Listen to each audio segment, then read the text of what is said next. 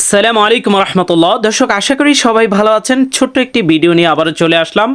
আজকের ভিডিওটি স্পেশালি যাদের পূবালী ব্যাংকে অ্যাকাউন্ট আছে আপনার জন্য সুখবর হচ্ছে, এখন থেকে আপনি চাইলে ফেস আইডি অথবা টাচ আইডির মাধ্যমেও লেনদেন করতে পারবেন। তো বিষয়টা নিয়ে আলোচনা করব, তাই ভিডিওটি সম্পূর্ণ দেখুন।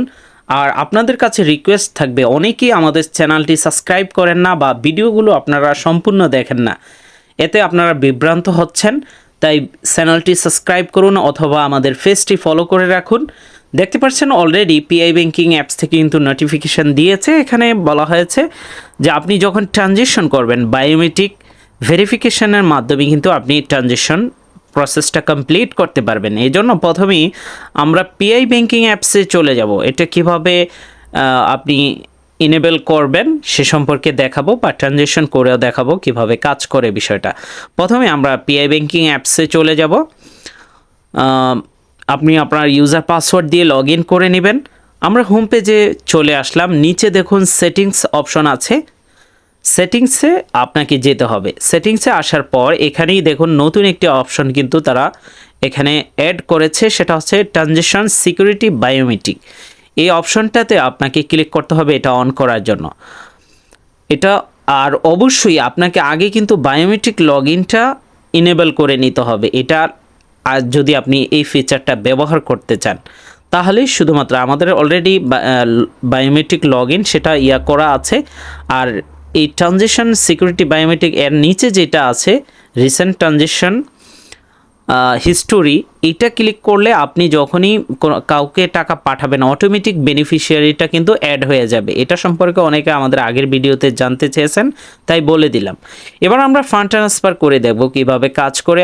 আপনি ফান্ড ট্রান্সফারে যাবেন, আপনি নতুন বেনিফিশিয়ারি অ্যাড করে নিতে পারেন, অথবা ওই যে নিচে যেগুলো সাজেস্ট করে বা অটোমেটিক বেনিফিশিয়ারি অ্যাড করা থাকে আমি সেটাই একটা সিলেক্ট করে নিচ্ছি। তো কারণ বিষয়গুলো আপনারা জানেন কিভাবে টাকা পাঠাইতে হয়। যে কোনো একটা বেনিফিশিয়ারির উপরে আপনি ক্লিক করবেন, এরপর আপনি অ্যামাউন্ট দিবেন, দিয়ে নিচে প্রসিডে ক্লিক করলেই এখন আপনার কাছে কিন্তু ফেস আইডি অথবা আপনার যদি সেডে ফিঙ্গার ইনেবল করা থাকে সেটা দিতে বলবে।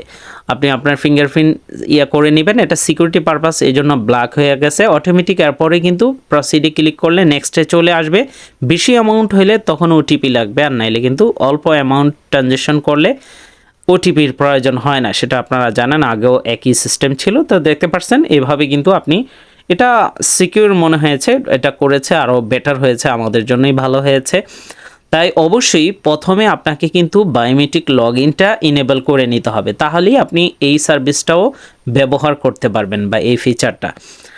তো এজন্য আপনারা কিভাবে বায়োমেট্রিক লগ ইনটা করবেন, রেজিস্ট্রেশন করবেন সে সম্পর্কে আমাদের ভিডিওটা দেখে নেবেন। আর বিশেষ করে যারা প্রবাসে আছেন, আপনার বাংলাদেশি সিম কার্ড যদি বিদেশে ব্যবহার করতে চান, বিশেষ করে ব্যাংকিং ওটিপি অথবা বিকাশ নগদের জন্য সিম রোমিং চালু করতে চাইলে স্ক্রিনে দেওয়া হোয়াটসঅ্যাপে আমাদের সাথে যোগাযোগ করতে পারেন।